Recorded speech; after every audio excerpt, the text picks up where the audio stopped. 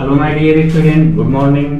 जैसा कि आपको हमने अपनी पिछले वीडियो में कुछ प्रमुख क्रॉप्स और वेजिटेबल्स के बारे में कुछ इंपॉर्टेंट पॉइंट्स नोट करवाए थे, उसी तरीके से आज हम लेकर आए हैं most important points of wheat, यानी कि गेहूं से संबंधित कुछ महत्वपूर्ण प्रश्न हम कर सकते हैं। कल्टीवेशन ऑफ व्हीट, गेहूं की खेती। तो आइए देखते हैं। इसमें आपका सबसे पहला क्वेश्चन जो बन रहा है ये है गेहूं का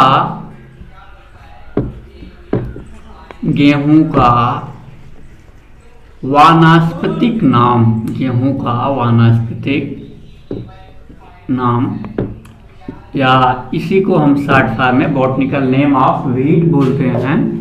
ये क्या होता है? ये होता है ट्रिटिकम एस्टिवम। Triticum aestivum. अगर हिंदी में लिखना चाहें तो होता है ट्रिटिकम एस्टिवम।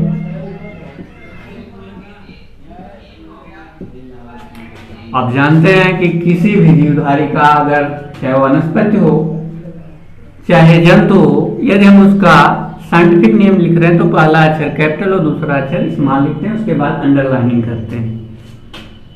आपका दूसरा महत्वपूर्ण क्वेश्चन है, आप जानते हैं कि गेहूं किस कुल का सदस्य है? गेहूं की फैमिली क्या है, कुल क्या है? तो आपको मालूम ही है कि ये घास कुल का पौधा है, यानी कि इसकी जो फैमिली है, पुरानी फैमिली ग्रैमिनीई पोएसी है। अगला क्वेश्चन जो बन रहा है, गेहूं में गुणसूत्रों की संख्या। गेहूं में गुणसूत्रों की संख्या, या इंग्लिश में इसको हम कह सकते हैं क्रोमोसोम्स नंबर ऑफ व्हीट, कितना होता है? इसमें गुणसूत्रों की जो संख्या होती है वो होती है कितना? 42, यानी कि 42। आपका अगला क्वेश्चन, गेहूं की वह प्रजाति जिसका हरित क्रांति में सर्वाधिक योगदान है, यानी कि हरित क्रांति में सर्वाधिक योगदान देने वाली प्रजाति कौन सी है? गेहूं की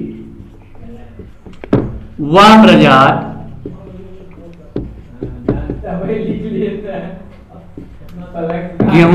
प्रजाति जिसका हरित क्रांति, यानी कि ग्रीन रिवॉल्यूशन, हरित क्रांति में सर्वाधिक योगदान है। सर्वाधिक योगदान है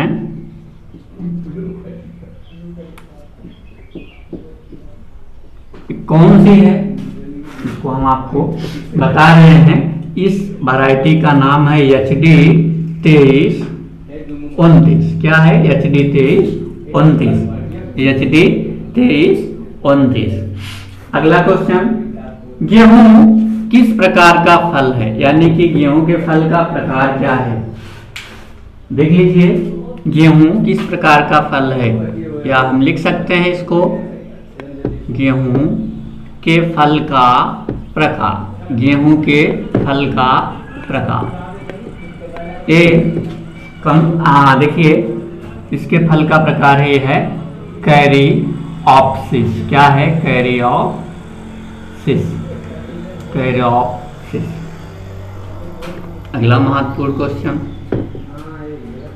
गेहूं के साथ यदि हम सरसों की बुआई कर रहे हैं तो, गेहूं के साथ यदि हम सरसों की बुआई कर रहे हैं तो सरसों का बीज दर कितना होगा?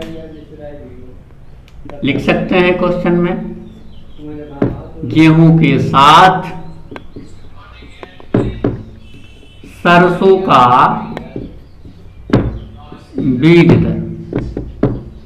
गेहूं के साथ सरसों का बीज दर कितना बीज लगेगा, कितना बिया लगेगा? ये लगेगा kg/हेक्टेयर।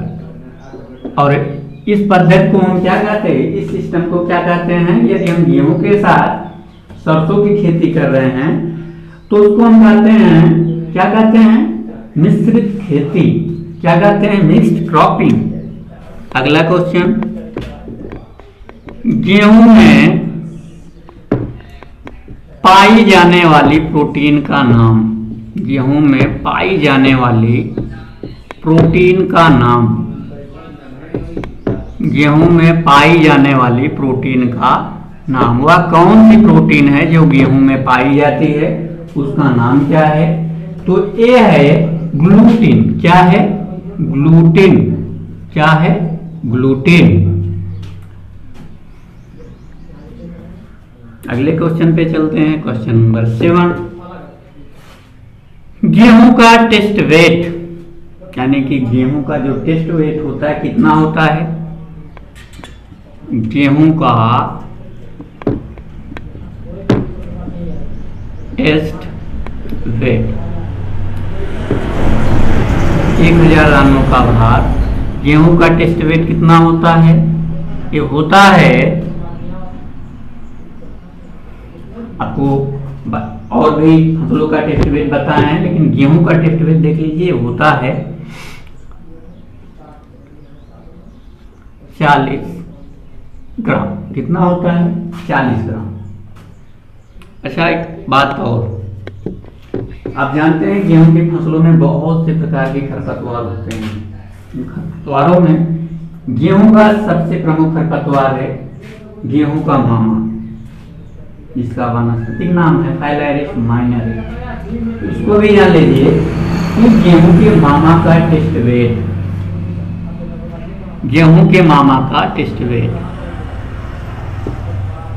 गेहूं के मामा का टेस्ट वेट ये कितना होता है? बहुत ही कम होता है। कितना होता है? ये होता है, जान लीजिए, 2 ग्राम। कितना होता है? 2 ग्राम। और इसका जो वानस्पतिक नाम है, बॉटनिकल नेम है, उसको भी जान लीजिए, गेहूं के मामा का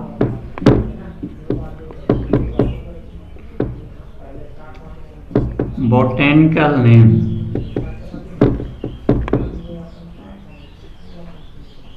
क्या है? इसको हम कहते हैं फाइलैरिस माइनर। फाइलैरिस माइनर। और ये जो है गेहूं का प्रमुख खरपतवार है। गेहूं का प्रमुख खरपतवार है, यानी कि गेहूं की फसल में सबसे ज्यादा हानि इसी खरपतवार से होती है। गेहूं का प्रमुख खरपतवार है। अगला इंपॉर्टेंट क्वेश्चन, गेहूं में कितने पुंकेसर पाए जाते हैं? या हम लिख सकते हैं गेहूं में पुंकेसरों की संख्या। गेहूं में पुंकेसरों की संख्या। सुने हैं कि वनस्पतियों में यानी पेड़ पौधों में पॉलिनेशन होता है, परागण, उसमें ठीक है विभिन्न प्रकार के फ्लावर के पार्ट होते हैं, male part, female part, androecium, gynoecium. इसी तरीके से इसमें गेहूं में जो है मेल पार्ट है, कितना होता है गेहूं में पुंकेसरों की संख्या? ये होती है 3। कितनी होती है? 3। अगला क्वेश्चन, क्वेश्चन नंबर 11, गेहूं में प्रोटीन की प्रतिशत मात्रा, यानी कि गेहूं में कितने प्रतिशत प्रोटीन पाई जाती है? गेहूं में प्रोटीन का प्रतिशत मात्रा, गेहूं में प्रोटीन की प्रतिशत मात्रा कितनी होती है? ये 8 से 11 या 10 से 11% होती है। कितना? 8 से 11% जो है इसमें प्रोटीन पाई जाती है, जो हमारे स्वास्थ्य के लिए बहुत ही फायदेमंद होती है। हम कह सकते हैं कि गेहूं एक प्रोटीन युक्त फसल है। आगे, गेहूं में कितनी सिंचाइयां की जाती हैं, यानी कि नंबर ऑफ इरिगेशन कितना होता है गेहूं में? गेहूं में सिंचाइयों की कितनी संख्या होती है? गेहूं में सिंचाइयों की संख्या कितनी होती है? गेहूं में सिंचाई के साधन उपलब्ध हैं, तो ऐसे कंडीशन में मोस्टली 6 सिंचाइयां जो होती हैं इंपॉर्टेंट होती हैं। अगला क्वेश्चन है क्वेश्चन नंबर 13। ये है,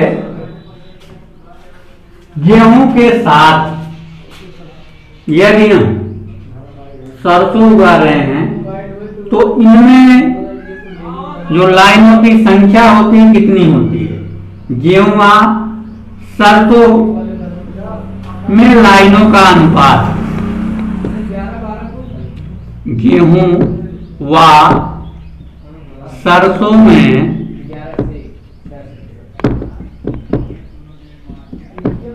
लाइनों का अनुपात कितना रेशियो होता है?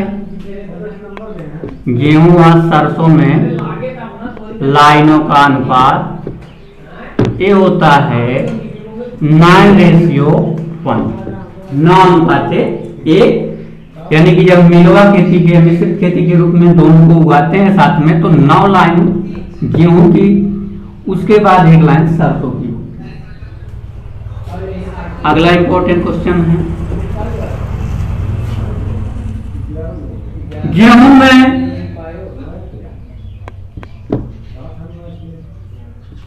या गेहूं की फसल में सिंचाई की क्रांतिक अवस्था, सिंचाई की क्रांतिक अवस्था ये है, कौन सी अवस्था है? CRI स्टेज या CRI अवस्था। इसको हम ground root irrigation, critical root irrigation कहते हैं, हिंदी में ताजमूल अवस्था या शिखर जड़ बनने की अवस्था। आपका अगला महत्वपूर्ण जो क्वेश्चन है, question number 15। Triticum aestivum Bharat के, ट्रिटिकम एस्टिवम भारत में सर्वप्रथम किसके द्वारा प्रचलित की गई या किसके द्वारा लाई गई?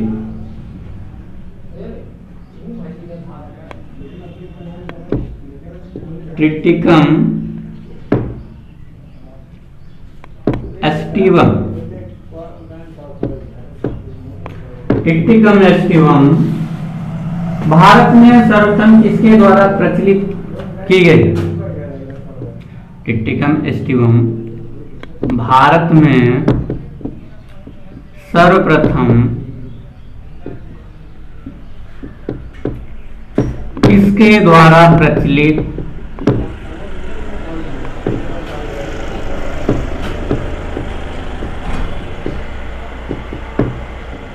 की गई? ये हमारे एक कृषि वैज्ञानिक थे, डॉक्टर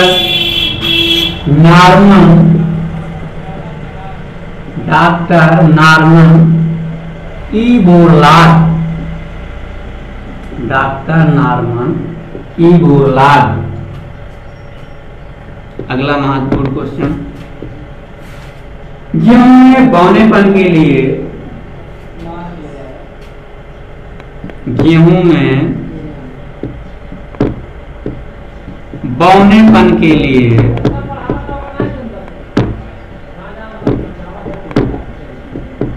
उत्तरदायी जीन, गेहूं में बौनेपन के लिए उत्तरदायी जीन, यानी वह कौन सा जीन है जिसके कारण गेहूं का पौधा शुरुआत होता है, यानी उसमें बौनेपन की जो क्वालिटी होती है विकसित होती है। तो ये है RH-T1 RH-T2। अगला महत्वपूर्ण क्वेश्चन है आपको, बौने गेहूं के पितामह, यानी कि बौने गेहूं को सर्वप्रथम किसने बनाया या तैयार किया? बौने गेहूं के पितामह कौन है? ये है डॉक्टर नॉर्मन ई बोरलाग। कौन है? Doctor Norman E Borlaug. इसको आप नोट कर सकते हैं अपनी कॉपी में, और अपने बोर्ड परीक्षा के लिए तथा कोई भी कॉम्पिटिटिव एग्जाम के लिए लर्न करके अच्छा रिस्पॉन्स उठा सकते हैं। इसके अतिरिक्त और भी इंपॉर्टेंट क्वेश्चन है जो आपको हम लिखाने चल रहे हैं। आपका नेक्स्ट क्वेश्चन है क्वेश्चन नंबर 18। गेहूं में प्रथम कर सकते हैं बौने गेहूं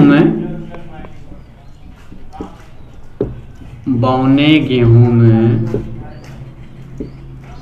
प्रथम सिंचाई कितने दिनों बाद करनी चाहिए? कितने दिनों बाद करनी चाहिए? तो यह है कितना? 21 DAS, यानी कि किस दिन बाद? DAS का अर्थ होता है डे आफ्टर सोइंग, यानी कि बुआई के 21 DAS, बुआई के 21 दिन बाद। अगला क्वेश्चन है, गेहूं में बुआई के लिए तापमान या गेहूं की बुआई के लिए उपयुक्त तापमान।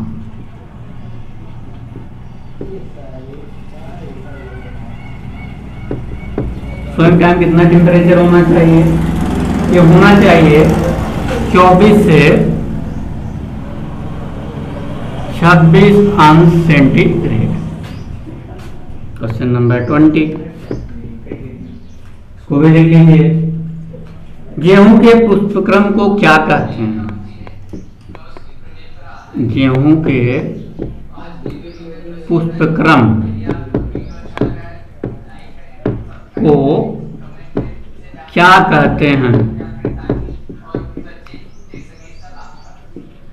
गेहूं में जो इन्फ्लोरेंस होता है उसको क्या कहते हैं? अंग्रेजी में स्पाइक बोलते हैं, हिंदी में सूखिक बोलते हैं, लेकिन हमारे यहाँ इसको कहते हैं बाली। क्या कहते हैं? बाली। आप सुने होंगे इसको क्या कहते हैं? बाली। अगला क्वेश्चन है 21। गेहूं में पृथक्करण दूरी। गेहूं में पृथक्करण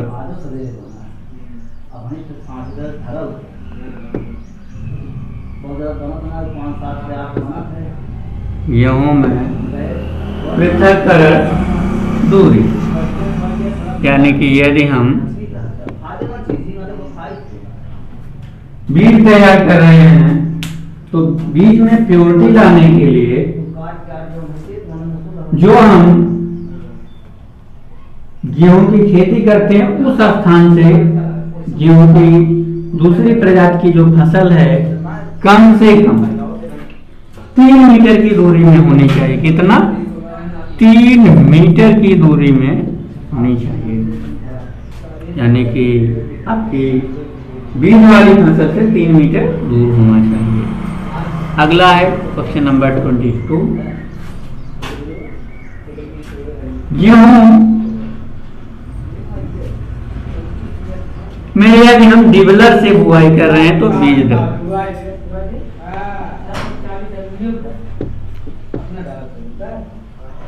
गेहूं की डिबलर विधि द्वारा बीज दर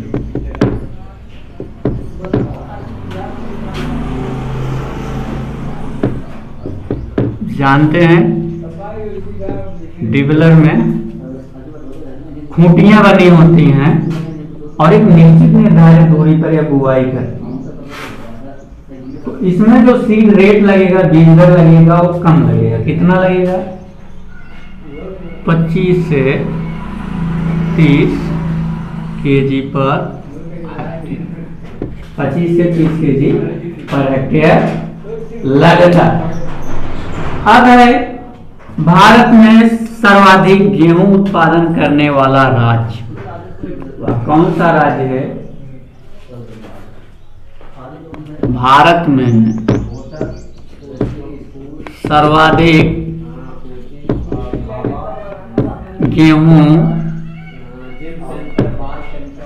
उत्पादन करने वाला राज्य, वह कौन सा राज्य है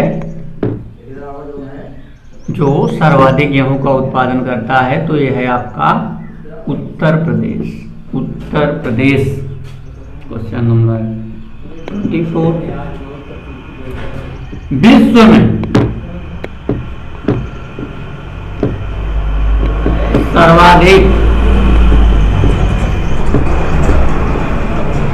गेहूं उत्पादक देश कौन सा देश है? चीन, यानी कि चाइना। Question number 24। मानव निर्मित गेहूं की प्रजाति, मानव निर्मित गेहूं की प्रजाति, यानी कि गेहूं की वह वैरायटी जिसको मनुष्य द्वारा बनाई गई, यानी कि वैज्ञानिकों के द्वारा शोध करके। तो क्या है वो है आपकी टिक्टिकल। क्या है? टिक्टिकल। क्या है? टिक्टिकल।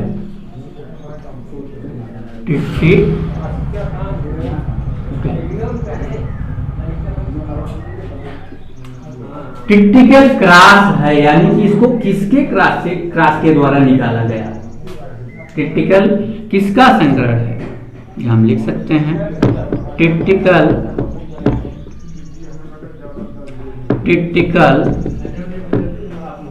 संकरण है। किसका है? ये है गेहूं और राई को क्रॉस करके इसको निकाला गया है। गेहूं क्रॉस राई, गेहूं को राई से क्रॉस करके निकाला गया है। अगला है गेहूं में रोटी फूलने का कारण। गेहूं में रोटी फूलने का कारण। आप देखते हैं कि गेहूं की जब रोटियां बनाते हैं तो इसमें किस जीन के कारण या किस प्रोटीन के कारण ये फूलती है? तो ये है ग्लूटीन। क्या है? ग्लूटीन। क्या है? Gluten protein.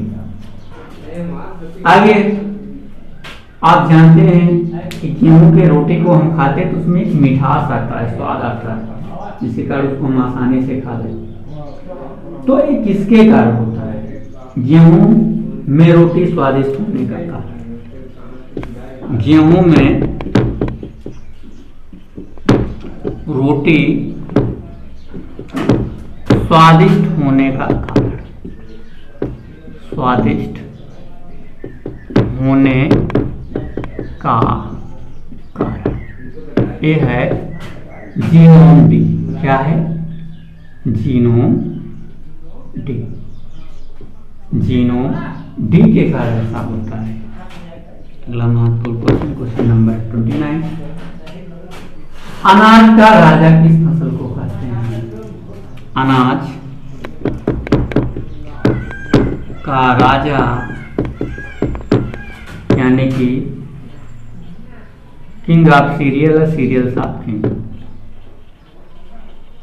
Serials of king किसको कहते हैं? तो यह है गेहूं। अगर पूछा जाएगा तो बहुत इंपॉर्टेंट क्वेश्चन है, जानते रहिए किसको कहते हैं? गेहूं। अगला क्वेश्चन आपका लास्ट क्वेश्चन, गेहूं की जब हम कटाई या मड़ाई करते तो उसके लाख में यानी कि उसके वानस्पतिक हिस्सों में कितनी नमी होनी चाहिए? गेहूं कटाई के समय